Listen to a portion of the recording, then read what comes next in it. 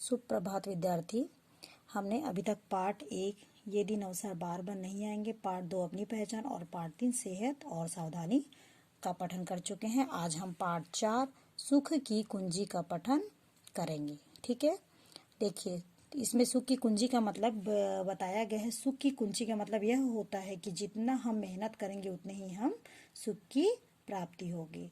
इस कविता के माध्यम से बताया गया है कि मनुष्य जितना मेहनत करता है उतना ही उसे सुख की प्राप्ति होती है। यानी कि यह है कि दुख के बाद हमेशा सुख की प्राप्ति होती है।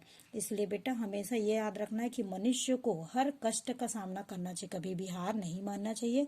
कभी ना कभी हमें दुख मिल रहा है तो कभी ना कभी हमको सुख की प्राप्ति होगी। इस कविता में यह बताया गया है। ठीक है, आइए हम पठन करना स्टार्ट करते हैं। दुख व कष्ट मनुष्य के लिए परीक्षा की घड़ी होते हैं। जो इनका सामना अच्छी तरह कर लेते हैं उन्हें ही सच्चा सुख मिल पाता है। यानी कि जो दुख व कष्ट का सामना डट के मुकाबला कर सकता है उसे ही सुख की प्राप्ति होती है। ठीक है, इस कविता में यह बताया गया है। ठीक है, आइए हम पोयम पढ़ते हैं। तप्ती, तप्ती में अंडरलाइन कर लीजिए आप लोग। तप्ती यानी होता है गर्मी से झुलसना। धरती, धरती में भी अंडरलाइन कर लीजिए। धरती यानी क्या होता है? जमीन।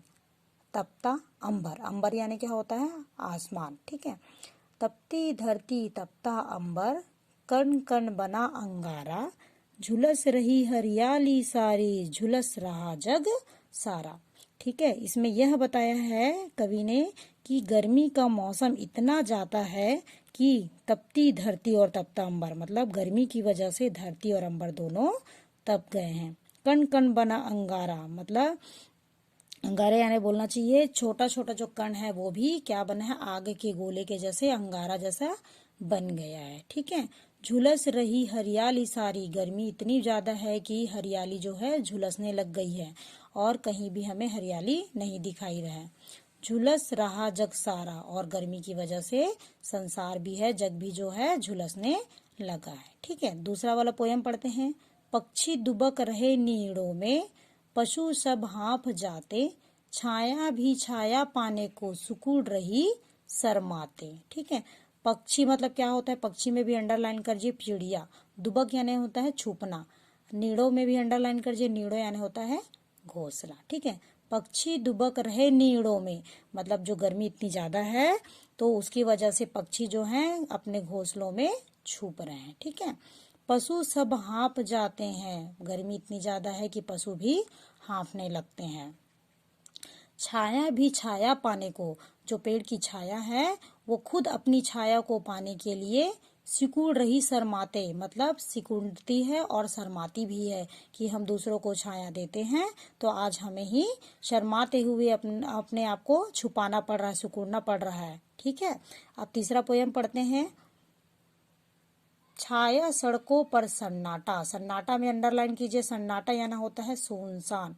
तपती जेठ की गर्मी, जेठ यानी क्या होता है? मई जून का महीना।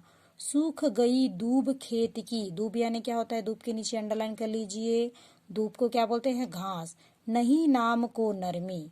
ठीक है, इस कविता में कवि ने बताया है कि गर्मी की वजह से सड़कों पर क्या हो गया है? सन्नाटा यानी सुनसान हो गया है। आपने देखा होगा गर्मी के मौसम में कोई निकलता है क्या घर से बाहर? नहीं निकलता। ठीक है, तपती जेठ की गर्मी, जो मई और जून का महीना होता है वो इतना गर्म होता है कि सड़कों पर सन्नाटा छा जाता है।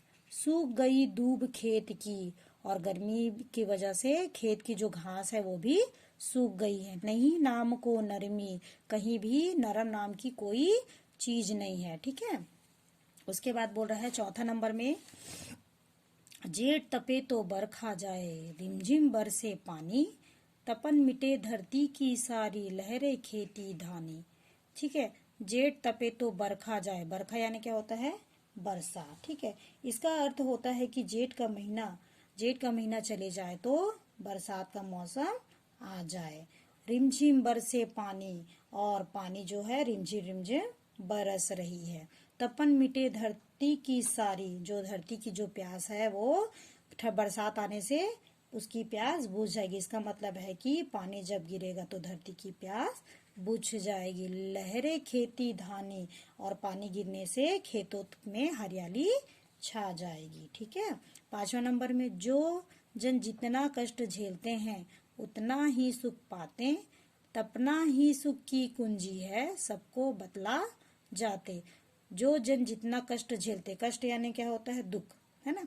जो जन जितना कष्ट झेलते हैं, जो लोग जितना कष्ट झेलते हैं, मतलब कष्ट पाते हैं, वो उतना ही सुख पाता है। तपना ही सुख की कुंजी है, जो है सुख की कुंजी क्या है, जो जितना तपता है, कष्ट झेलता है, उसको सुख की प्राप्ति होती है, सबको बतला जाते हैं। ठीक है। इस कविता में यह बताया गया है कि जो जितना परिश्रम करता है उसको उतना ही सुख की प्राप्ति होती है। ठीक है बेटा, ये आप लोग की कविता पूरी हो गई है। अब नेक्स्ट पेज में हमने होमवर्क दिया है, उसको आपको कंप्लीट करना है। देखिए यहाँ पे लिखा है, करे अभ्यास, संकलित मूल्यांकन। ठीक है। सही विकल्प पर चिन्ह लगाइए। ठीक है। फर्स्ट है, गर्मी में तप रहा है केवल अंबर की धरती और अंबर। धरती और अंबर में मैंने टिक लगाया है। फिर दूसरा है, गर्मी में पशु हाँप रहे थे कि कांप रहे थे। तो क्या आ रहे थे, गर्मी की वजह से पशु हाँप रहे थे। सड़कों पर छाया बादल या सन्नाटा, तो यहाँ पे सन्नाटा पे टिक लगाया है। धरती की तपन मिटेगी तूफान आने पर या बरखा आने पर, तो क्या आएगा, बरखा आने पर। ठीक है। कविता की पंक्ति को पूरी कीजिए, इसके बारे में आपको लिखना है। फिर लिखा है, सुमेल कीजिए खंड आ और खंड बा। तो यहाँ पे लिख के दिया है, कण यानी क्या होता है, जर्रा जर्रा। छाया यानी क्या होगा, परछाई। कष्ट यानी होगा पीड़ा, और सन्नाटा यानी होगा खामोशी। ठीक है। टुडेज वर्क कंप्लीट बेटा। आप लोग को इसको बार बार पढ़ना है और होमवर्क को आप लोग लिख के भेजिएगा। ठीक है। Okay student, thank you.